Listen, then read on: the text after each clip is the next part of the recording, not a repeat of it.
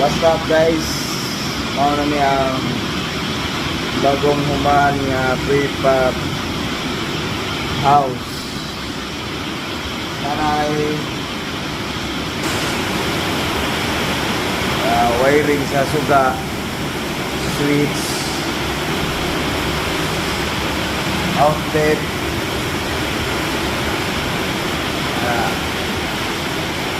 mao na yang sulod sa prefab container house. Switch kani lang naguba. Wala naguba na nang nawa. Pero mo niyang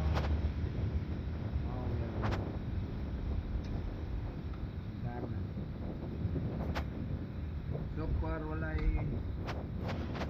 dito but nangyara na yung uwan pero wala may dito mayo rin pagka silan sa taas, diba? Mauna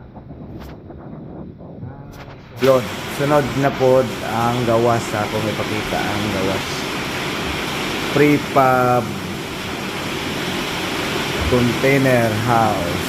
Kani kay butangan lang ni og kanang na sa Shopee mapalit ra na murag tiles papilit pangag silat dira ang sikilid parang aircon dili mo gawas inigtaod sa aircon. Pero before that ari butangang aircon pero niya na inig pa-connect sa Miko. Let's go.